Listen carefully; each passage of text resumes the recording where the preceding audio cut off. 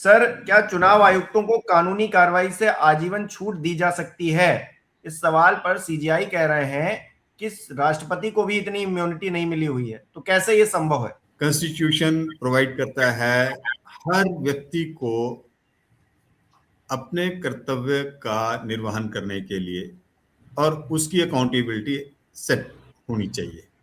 Accountability and responsibility जब किसी भी कार्य में आप एस्टेब्लिश नहीं करेंगे तो वहां पे निरंकुशता ऑटोमेटिकली पनप जाएगी। और ये जो व्यवस्था लॉ मेकर्स ने दे दी इस लेवल की इम्यूनिटी कि आप कुछ भी करिए, आपको कोई पूछेगा नहीं, इसके पीछे का जो सारा पर्दे के पीछे का खेल है वो समझने की जरूरत है। आपकी मंशा क्या है? आपकी मंशा क्या है? गुजरात से लेकर हिंदुस्तान की सरकार तक की बात कर लो। आपने गोधरा को जिस तरीके से मैनेज किया या जिस तरीके से उसका फायदा उठाया, वहां पर भी आपने एक रिलीजन का डिवाइड क्रिएट करके अपनी सत्ता वर्षों तक चलाई। और जब जब भी मौका मिला, जहां जहां भी, अभी फराज साहब बहुत बढ़िया बात कह रहे थे कि इनको सत्ता में बने रहना है और उसके लिए कुछ भी करना है। इम्यूनिटी की बात जब हम कर रहे हैं, उन्होंने मध्य प्रदेश की बात की कि कोरोना उस देश में फैल रहा था और ये इंतजार कर रहे थे अपना हॉर्स ट्रेडिंग कितना हो जाता है, उसके बाद वहां पर सरकार का तख्ता पलटें और हम वहां पर अपनी सरकार बनाएं। ये मध्य प्रदेश में हुआ और हमारे यहाँ हिमाचल में भी ये एक प्रयास किया गया जिसमें इन्हें सफलता नहीं मिली। लेकिन कुल मिलाकर क्या हम, एक बहुत बड़ा प्रश्न बार बार खड़ा होता है कि इस व्यवस्था में जिसमें ये एसआईआर कर रहे हैं या दूसरी चीजें कर रहे हैं, लाखों वोटर्स के नाम काटे जा रहे हैं, और हालत ये है कि आपके लोकसभा चुनाव हों या आपके विधानसभा चुनाव हों, आपका फॉर्म 17 की वोटिंग काउंट कभी भी आपका फाइनल काउंटिंग के साथ नहीं मिलता है। वहां हमेशा आपके वोट जरूरत से ज्यादा बढ़े हुए मिलते हैं। 4.5 करोड़ का फर्क वहां पड़ जा रहा है। तो ये सारी चीजें क्यों, और इसकी जवाबदेही किसकी है? इलेक्शन कमीशन ऑफ इंडिया की। कि भाई साहब, आप एक बैलेट मशीन में या बैलेट पेपर बॉक्स में आप 100 वोट बता रहे हैं कि इतने वोट पड़े हैं, और जब आप काउंट कर रहे हैं तो वो 120 काउंट क्यों हो रहे हैं?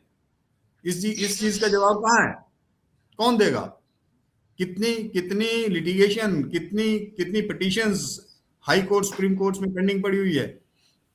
कोई काउंटिंग नहीं है, कोई मतलब नहीं है। 5 साल पूरे ऐसे निकल जाते हैं। इवन विधानसभा इलेक्शंस में आपको बताएं, लोग एंजॉय कर रहे हैं अपनी पोस्ट एंड पोजीशन, और पता लगता है अभी हरियाणा के तो प्रधान का इलेक्शन और विधायक के इलेक्शन का वहां मसला खड़ा हो गया कि वहां पर काउंटिंग का मसला खड़ा हो गया कि वो सुप्रीम कोर्ट ने डिसाइड किया।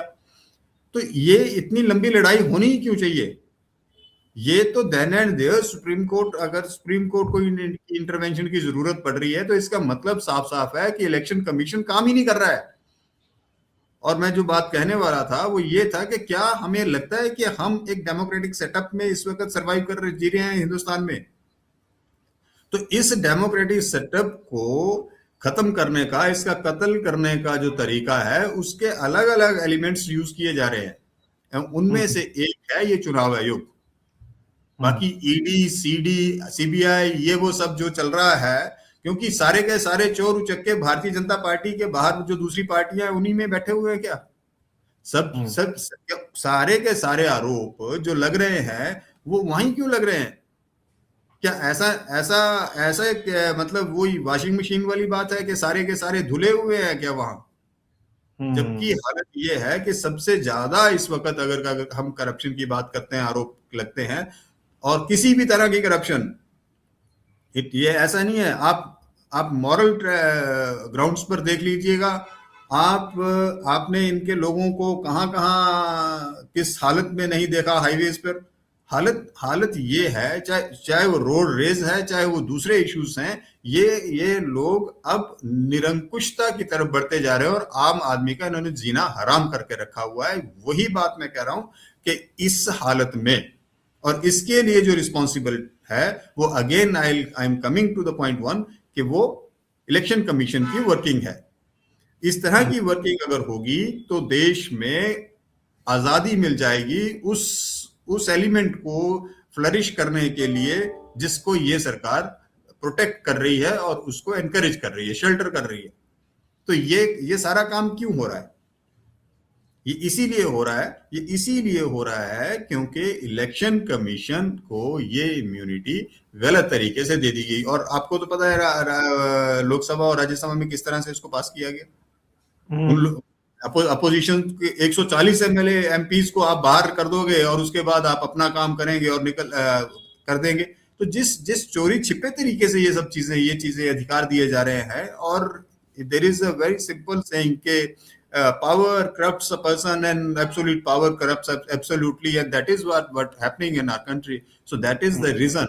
So मुझे यही कहना है कि जब तक नकेल नहीं होगी किसी के नाक में, तब तक इस तरह की ज्यादतियां आपको बर्दाश्त करनी पड़ेंगी। और इट इज वेरी रॉन्ग। पर मुझे इस सारी व्यवस्था के ऊपर ही अब तो ये प्रश्न चिन्ह लगाना पड़ता है कि क्या जरूरत है। आप हजारों करोड़ रुपया इलेक्शन के नाम पर हिंदुस्तान का बर्बाद कर रहे हैं, नेशनल एक्सचेकर का। मत करो, फिर जरूरत ही नहीं है। जब आपने सल्तनत ही बनानी है अपनी और अपनी ही तरीके से काम चलाना है तो फिर किस लिए जरूरत का, काहे को। तो इस सब के ऊपर, और जब ये सवाल जनता पूछती है, हम लोग पूछते हैं और लोकसभा में विपक्ष के लोग पूछते हैं, तो इनके पास कोई जवाब नहीं होता है, क्योंकि वहां पर जवाब आपको तत्काल देना पड़ता है, टेलीप्रॉम्प्टर पर वो जवाब नहीं मिलता है। तो वहां पर वो जवाब उस एनेक्स से नहीं दिया जा सकता जो जिसको पहनकर लोकसभा के अंदर आते हैं हमारे सर्वा प्रधानमंत्री जी। तो मसला ये है कि जवाब दिया जाना चाहिए, और इस चीज को स्ट्रेंथन करना है। अगर आपको डेमोक्रेसी को स्ट्रेंथन करना है, डेमोक्रेटिक जो वैल्यूज हैं उनको एस्टेब्लिश करना है, तो आपको इलेक्शन कमीशन को सबसे ज्यादा जवाबदेह बनाना पड़ेगा।